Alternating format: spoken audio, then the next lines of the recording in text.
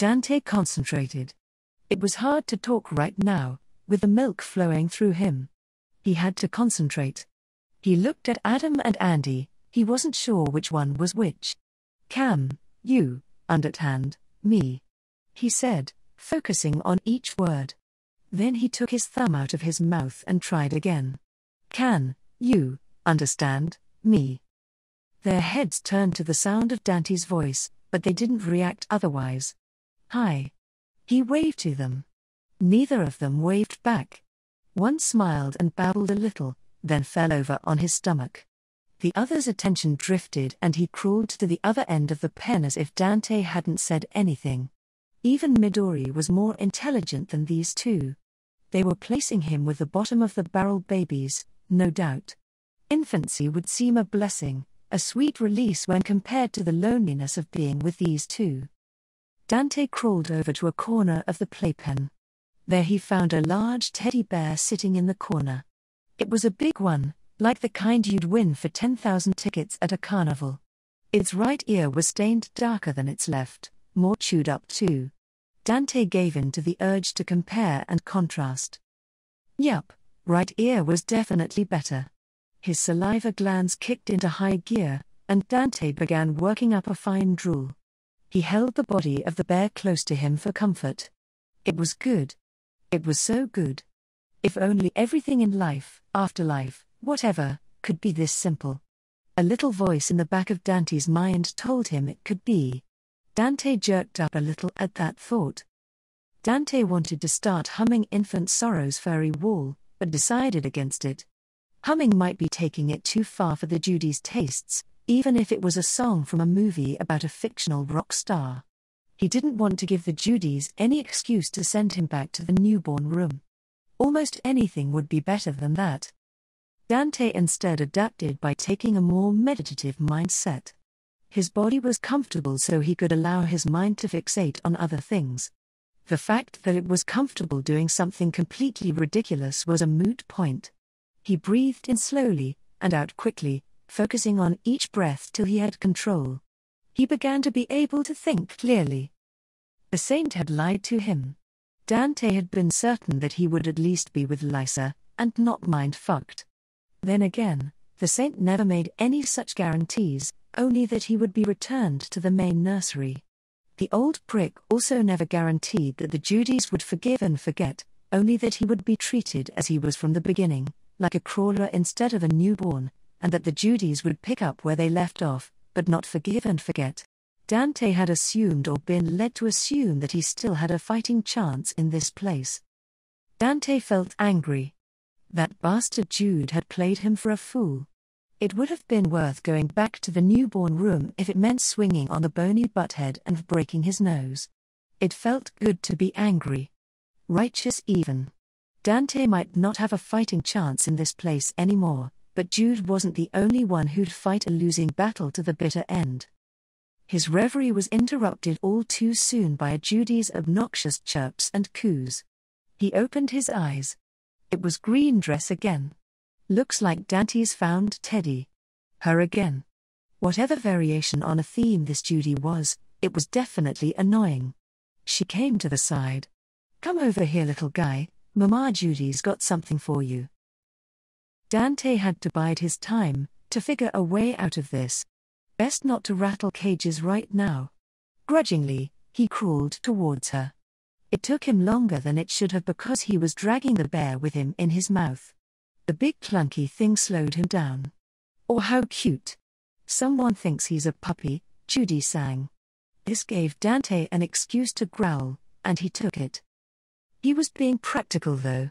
He remembered the comment about keeping hydrated. If he bit down on the bear, the bitch wouldn't be able to shove a baba in his mouth. The bear was his insurance policy against surprise attacks. That, and it felt so good to be chewing on its ear. Green Dress dropped something at Dante's knees.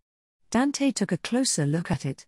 It was a toddler book, foam-padded, thick with only a few distinguishable pages. The kind that parents read to their kids and expected the kids to teeth on when they were done.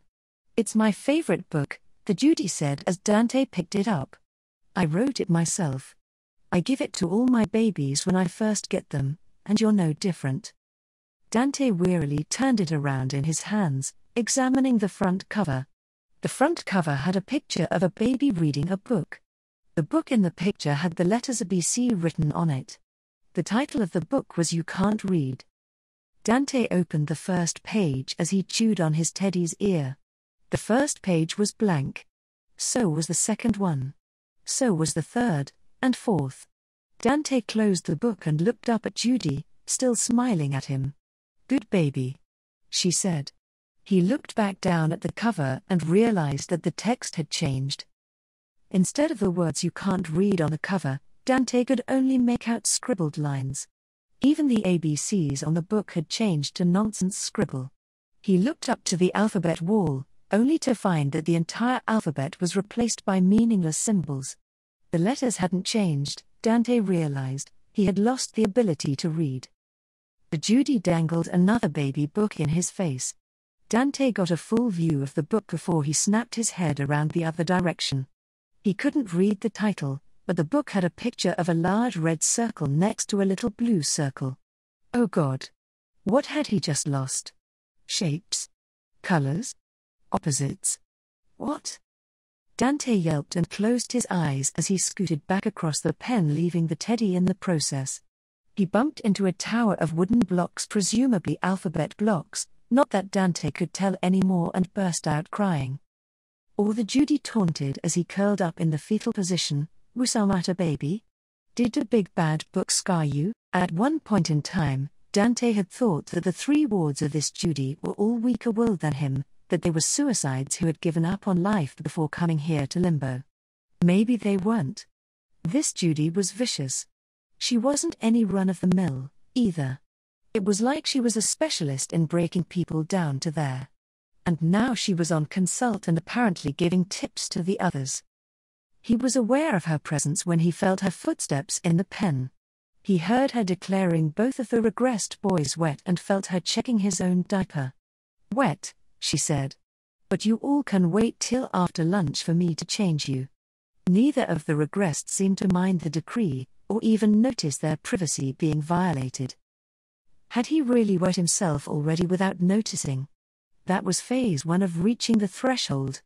Then again, maybe she was lying. He felt dry. Maybe that's why he wasn't being changed. Maybe the bitch was lying to him to shake his confidence and make it harder for him to tell the difference between wet and dry. Make him fail before he actually had. The Judy in the green dress loomed over him now, with a milky baba in her hand. He already had milk going into his system. Why was she holding another one? Was she trying to make him overdose? Was it her intent to keep him constantly milked up so he couldn't rebel? Dante closed his lips tight and drew them in. He found himself flipped over and his behind swatted, forcing him to go limp. He was force-fed the baba as Mama Judy rubbed his tummy and tickled him and blew raspberries. She was enjoying this. So was he, against his will. Part of him screamed. He had never tried acid mixed with ecstasy, but Dante was pretty sure this is what it must feel like. Before he knew it, the Judy had declared that it was lunchtime. Dante soon found himself in a high chair on the far right of the kitchen feeding setup. Clad only in his diaper, he waited as more babies were brought in for the meal to begin. Finally, the blonde Judy in the nursery scrubs, his longtime captor, came in with the three girls. Amy, who he barely knew, Midori, a giant rugrat yes but one he had grown to like, and Lysa, looking physically drained and exhausted. She was placed in a high chair at the other end of the room, so that she and Dante were as separate as possible. She too was wearing nothing but a diaper and her naked breasts were barely concealed by the bib that was tied around her neck. "Sorry we're late, guys," Scrubs Judy said. The other Judys just nodded. She was usually late for lunch, anyways. "What happened to baby Lysa's pretty clothes?" Green Dress Judy asked, sounding way too scripted for it to be coincidence. "Oh, I gave her a choice," her cohort answered, also too scripted. "She could either wear the pretty outfit we had her in, or she could wear nothing but a diaper. She likes this better, I think." "What about Dante?" Oh, I haven't even dressed him up yet, good baby, she said as she spooned mush into Dante's mouth. Dante swallowed uncomplainingly. The milk was still affecting him and he was intent on listening to what they were saying for some kind of clue, a weakness, any valuable piece of information. Anyway, she said, good baby, I figured I'd just leave him like this for the rest of the day. I'm feeling a little lazy, and he wasn't complaining. Liar. Dante had asked in his limited capacity for more clothes. Then again he hadn't rebutted, don't defend them. All of this was just a show of power, anyways. Dante puffed out his cheeks in frustration, holding his breath and counted to 10 so he didn't erupt. Thank whoever he could still count to 10. Good baby. The Judy feeding him praised. You made poopies for Mama Judy. He had?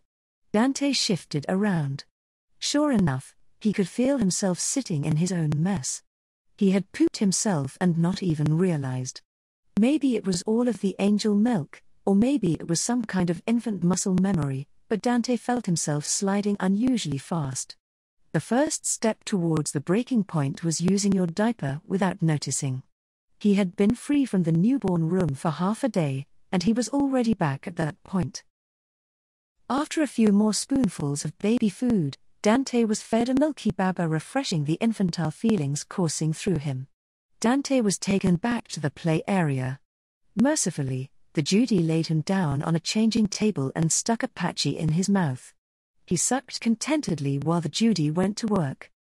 You know, Dante, she mused for a moment, if you were a big boy, you would have eaten all by yourself. Instead, Mama Judy had to feed you in your high chair. Dante started to suck harder in exasperation. He could see where this was going.